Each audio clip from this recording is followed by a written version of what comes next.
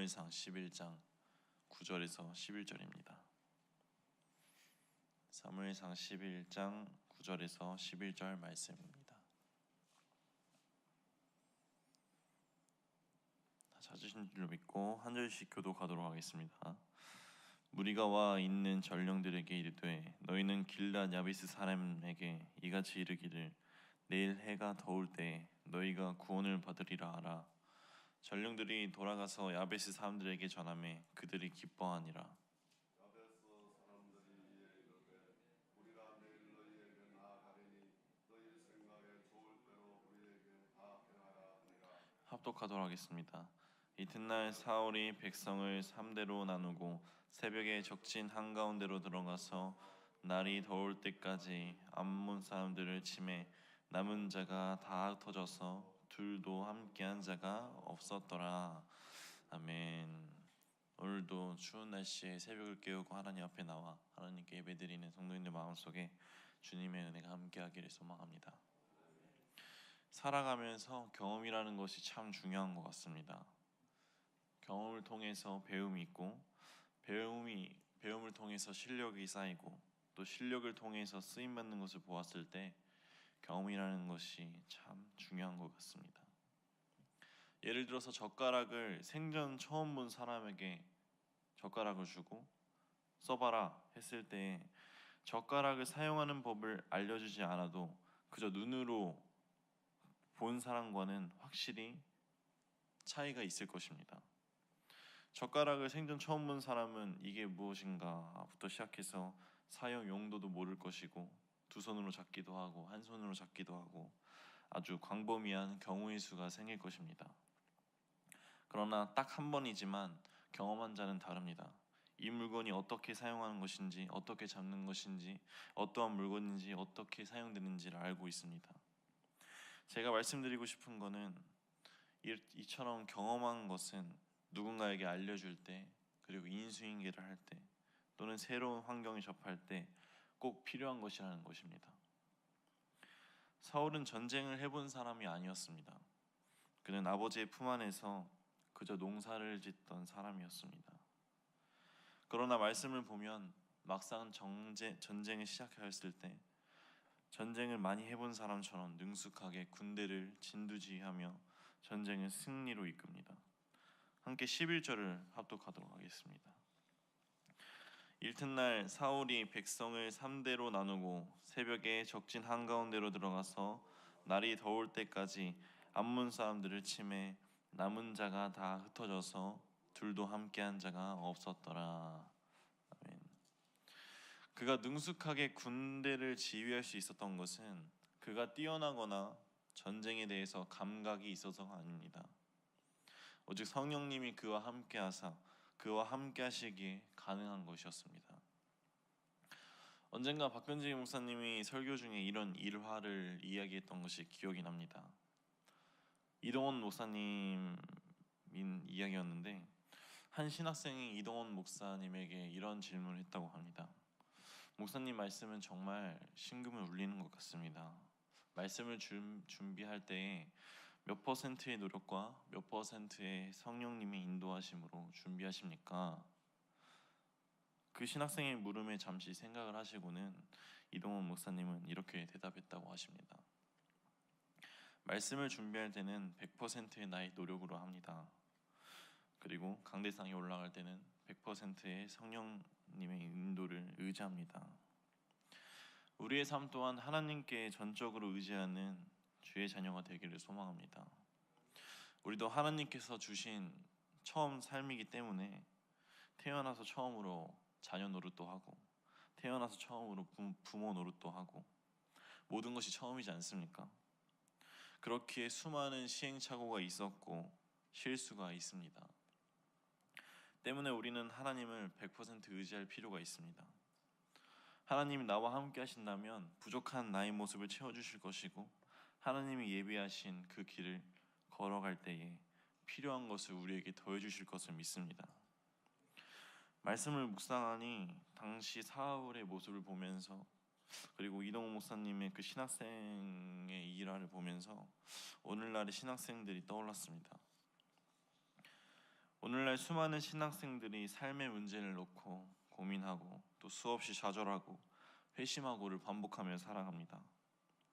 막상 신학대에 들어와 보니 내가 주일 학교 때 배웠던 성경을 공부하는 것이 아니고 완전히 다른 것을 공부하기도 하면서 내가 지금까지 살아오면서 그래봤자 20살이겠지만 자신의 신학이 깨어지고 또 교회에서 사역을 하다 보니 이건 뭐 내가 생각했던 사역도 아니고 또 주변 친구들과 미래를 보니 두렵고 답답하고 때문에 수많은 신학생들이 중도에 포기하거나 다른 길을 찾거나 자신의 신앙 안에서 수없이 갈등합니다. 신학을 공부한다고 해서 신앙이 두터워지고 하나님의 관계가 더 뛰어나진다는 것은 아닙니다. 오히려 여기 앞에 계신 매일 새벽을 깨우는 우리 성도님들의 신앙이 더 두터울 수도 있습니다. 그저 그들은 주의 길을 걸어가려고 하는 자들은 그저 똑같은 사람이고 거룩한 부담감을 가지고 살아가는 자들일 뿐입니다. 굳이 성도님들 앞에서 신학생의 환상을 깨트리고 신학생들의 이런 민감한 부분을 언급한 이유는 그 신학교를 다니고 수없이 고민하고 갈등 속에서 살았던 학생 중 한 명이 저였기 때문이고 그러한 어려움이 있을 때 도리어 하나님을 전적으로 100%더 의지해야 한다는 것입니다. 사람들은 누구나 물질적으로 부유하게 그리고 넉넉하게 살아가기를 원합니다. 성공하기를 원하고 남들 머리 위에 있기를 원하고 자신의 욕구와 욕망을 충족시키며 살아가기를 원합니다. 그런데 주님의 제자의 길을 걸어가면 그렇게 살 수가 없습니다. 자신의 삶을 포기해야 되고 늘 마음속에 거룩한 부담감을 가지고 살아가야 합니다. 그런데 말입니다. 그 갈등이 생길 때마다 저는 하나님이 저에게 주신 약속을 생각했습니다. 저의 삶을 돌아보면 참 감사한 일들 뿐입니다. 하나님이 나의 삶에서 역사하신다는 것이 매 순간 느껴지고 보여지기 때문입니다. 저도 이 길을 가고 싶지는 않았습니다. 여느 제 친구들처럼 돈도 많이 벌고 대기업 회사에 취직해서 안정적으로 살아가는 것을 원했습니다. 그렇게 중학교 때부터 모른 척하면서 살아왔는데 지금 돌이켜보면 하나님은 제가 어릴 때부터 계속 저에게 계속해서 말씀하신 것 같습니다. 때문에 저는 하나님께 말씀드렸습니다. 하나님, 내가 정말 이 길을 가는 것을 원하신다면 목소리 좀 들려달라. 나도 보증은 있어야 되지 않겠냐. 나는 내 삶을 즐기면서 살아가고 싶다. 하나님이 말씀하시는데 내 영이 어려서 하나님이 말씀을 내가 못 알아듣는 거라면 나를 좀 쳐서라도 알려달라. 그 기도를 드린 뒤에 저는 정말로 차에 치였습니다. 그런데도 사람인지라 믿음이 약해서 이제 신학교 합격 앞두고 나서 마지막으로 기도합니다. 하나님, 나와 약속해달라. 내가 이 길을 가면 나는 정말 하나님밖에 없다. 우리 부모님 그렇게 잘 사는 것도 아니고 난 진짜 하나님만 놓고 살아야 된다. 내 삶을 당신을 위해서 쓰라고 했으니 내 삶을 책임져 달라. 그리고 추가로 당시 고3이었던 겁이 없던 제가 하나님을 떠봤습니다. 학교에 붙으면 그런 줄 알겠고 떨어지면 다른 길 가겠다. 그리고는 어떻게 되었을까요? 네, 오늘도 하나님이 저와 함께하고 계십니다. 하나님과의 만남을 통해서 그분의 마음을 알게 되었고 그분과의 약속을 통해 제가 이 자리에 있습니다. 만약 제가 성령님이 내 마음에 임재하시는 경험이 없었더라면, 하나님의 음성을 내가 못 들었다면 저는 아마 좌절했을지도 모릅니다. 하지만 하나님이 나와 함께 하신다는 것을 알게 된 뒤 저는 어떠한 일이든 걱정하지 않습니다. 그저 묵묵히 제 할 일을 하면서 기도하며 나아간다면 하나님이 알아서 다 해결해 주시기 때문입니다. 저는 저의 이 신앙이 흔들리지 않기를 늘 기도합니다. 힘들 때마다 주의 약속을 기억하면서 늘 마음을 다잡습니다. 왜냐하면 저도 연약한 사람인지라 저도 쓰러질 수 있고 좌절할 수 있기 때문입니다. 사울도 오늘 본문에서처럼 하나님께서 함께하사 사울을 사용하여서 암몬 족속을 물리치지만 이제 시간이 지날수록 그의 마음이 교만해져서 하나님께 버림을 받습니다. 그래서 저는 저와 우리 사랑하는 성도님들의 신앙이 흔들리지 않기를, 교만해지지 않기를, 그리고 좌절되지 않기를 주의 이름으로 소망합니다. 우리의 영이 민감해지기를 소망합니다. 누구나 다 아는 유명한 탤런트 유재석을 다 알고 계실 것입니다. 유재석이라는 그 탤런트가 어떤 프로그램에서 이런 말을 한 적이 있습니다. 진짜 위기는 상황이 위기인 줄 모르는 것이고, 그보다 더 진짜 위기는 위기인 줄 알면서도 아무것도 하지 않는다는 것이다. 우리의 영이 민감하지 않으면 우리에게 죄가 다가왔을 때, 위기가 다가왔을 때 그것이 위기인 줄 모릅니다. 그런데 우리가 교만해지면은 죄가 다가왔을 때 이 정도쯤이야 괜찮겠지, 이 정도쯤이야 회개하지 않아도 되겠지. 죄의 크기는 중요하지 않습니다. 죄가 있느냐 없느냐, 그것이 중요합니다. 죄가 있느냐 없느냐, 회개했느냐 회개하지 않았느냐, 이것으로 우리는 하나님의 관계가 결정이 됩니다. 회개할 줄 아는 주의 자녀가 되기를 소망합니다.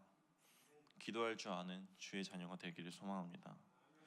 사울은 결국 교만해져서 하나님께 버림받았습니다.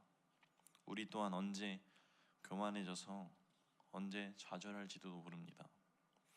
때문에 우리는 늘 영적으로 깨어 있어야 하며 영적으로 민감해야 합니다. 늘 주님 안에서 살아가는 저와 그리고 우리 성도님들 되기를 주의 이름으로 소망합니다. 하나님의 뜻이 무엇인지, 하나님과의 관계 속에서 하나님이 나에게 무엇을 원하시는지, 내가 어떠한 방향으로 나가야 하는지, 나를 위해 예비하신 길은 어떠한 길인지 늘 주님께 간구하며 살아가는 주의 자녀들이 되기를 소망합니다. 사울에게 성령이 임재했을 때 그의 삶과 이스라엘의 삶이 구원받았습니다. 그들에게 다가온 악이 멸절하고 승리하였습니다. 우리의 삶 또한 승리하기를 원합니다. 우리의 삶이 나의 힘이 아닌 주 예수 그리스도의 힘으로 승리하기를 원합니다. 나의 마음에 죄가 있습니까? 이 시간 회개의 기도를 하길 원합니다. 나의 마음에 삶의 문제가 있습니까? 주님께 간구의 기도를 하기를 원합니다. 나의 마음에 아픔이 있습니까? 주님께 회복의 기도를 하길 원합니다. 이 시간 입술을 벌려 부르짖어 기도하기를 원합니다.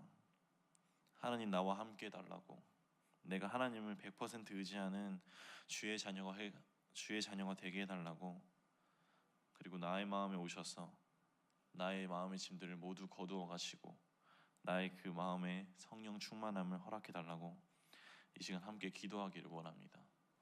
기도하겠습니다. 항상 나와 함께 하시는 하나님, 내 삶의 주인이 나인 줄로만 알았습니다.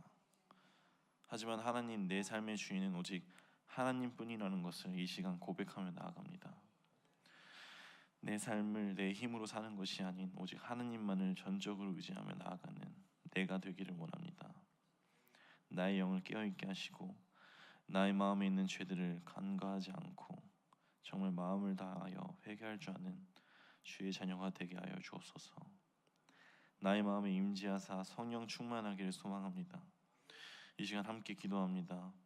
우리의 기도를 들어주시사 주님께서 우리의 마음에 임재하실 것을 믿으며 이 모든 말씀 주 예수 그리스도의 이름으로 기도드립니다.